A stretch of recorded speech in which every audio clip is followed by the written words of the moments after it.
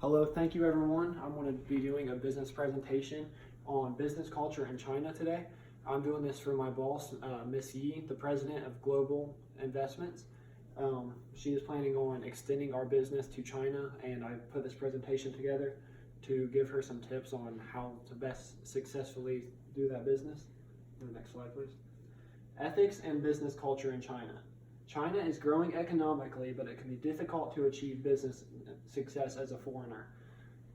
There's a lot of opportunities in China, but there are a lot of people don't understand the culture. To really get into the Chinese business and to have success in that, you have to really understand the culture. When doing business in China, there are some very important rules to follow. If you don't follow those rules, you could possibly offend your business client, and that would not go over well to land the contract. It is important not to offend them. The more they respect a person, the higher a chance of success coming to a business deal. You should do whatever you can to earn their respect. That'll give you a lot better chance. A lot of their Chinese culture is based on respect. Next slide. My first recommendation is to be sure to develop a strong relationship with the Chinese clients. Be sure to bring business cards and plenty of copies of the business proposal. When you go to a meeting, you want to have plenty of the copies of your proposal. They prefer them to be black and white and not a lot of color. The Chinese expect to develop a relationship with clients before they make a decision about a proposal. A lot of times, the Chinese clients will actually push stuff past an agreement date to try to gain an advantage, and they appreciate it if you have a lot of patience with them and a lot of patience with their deal. They don't like to hurry. They respect people who arrive earlier on time. They don't like to have people come late to their meetings, and to have a better respect for you if you come early. The first person to enter a room is looked at as the head of the group. Usually when a person first enters the room, they're automatically assumed by the Chinese to be the leader of the meeting or that leader of that organization. Keep your composure while in a meeting. The Chinese do not like to show a lot of emotions. They don't show a lot of anger or sadness or happiness. They kind of keep a straight face throughout the whole meeting. Next slide, please. Second recommendation is to avoid accidental disrespect while greeting Chinese counterparts. The worst thing you can do is to accidentally disrespect a person while you're trying to do a business deal. That automatically gives them a bad impression of you and kind of hurts your chance of landing that business deal. Handshakes are a sign of respect, but you should not be the one to initiate it. A lot of times the Chinese will be the one to initiate it, and they don't like to see foreigners to be the first one to start a handshake. If you're shaking hands with a senior person, you should nod or bow your head, because that actually shows a sign of respect, and the Chinese have a lot of respect for their elders. You should follow up the last name of the Chinese business person with their title. Say if you're meeting Mr. Chung, who's the president of a corporation, you should call him President Chung.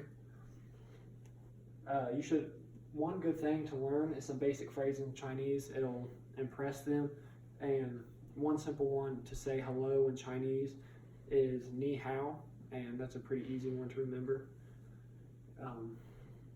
When giving away a business card, you should hand the card to them with the Chinese side facing up.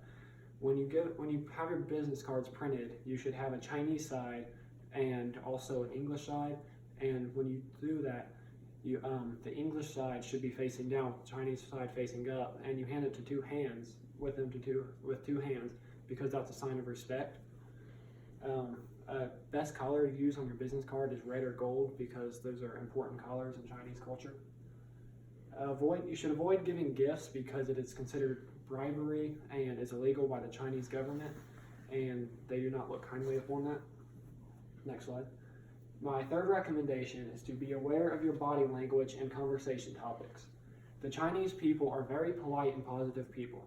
They do not like a lot of negativity, and it's a very polite culture.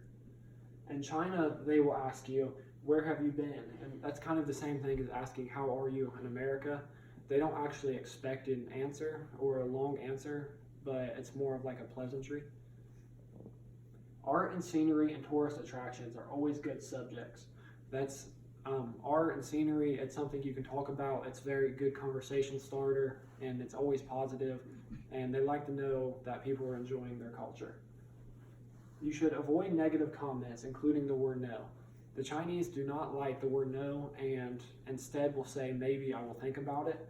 So you should always try to avoid saying the word no when you're in a business meeting, and tell them you will think about it instead. Political conversations are not looked upon as good subjects during business meetings, and that is because a lot of the people don't like communism there, and Chinese is a communist government. So that could spark a lot of debates and is a negative conversation. Next slide, please. My fourth recommendation is to make sure to abide by the dress code and Chinese customs. You should dress conservatively for business meetings. The men usually just wear plain suits and a tie, and the women wear not a lot of makeup or a lot of jewelry. A whole lot of color is not looked upon good in a business setting. When the meeting is over, it is appropriate for you to leave before the Chinese. The Chinese do not like to see that, do not like to go out the door before their foreign counterparts. If you're invited to a meal, remember to sample each course, because the Chinese will have 20 to 30 courses, and that's a lot of food, but they actually expect you to sample each one. That is the best way to do it, because if you eat all of it, it's basically saying to them that there's not enough food, and if you don't eat it at all, it's disrespect to the cook. In China, you should not tip your servers. It offends your servers, and they think that if you tip them, then you're saying they don't make enough money, and it's disrespectful to them.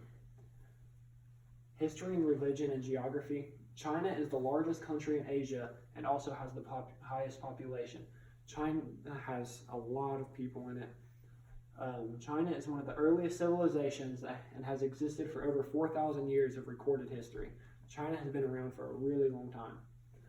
China has no official religion because it has a communist government, although they do recognize Christianity, Buddhism, Islam, Taoism, and Buddhism is the highest religion there, the most recognized. Next slide, please. The Chinese culture belongs not only to the Chinese, but also to the whole world. Hu Jintao. Thank you.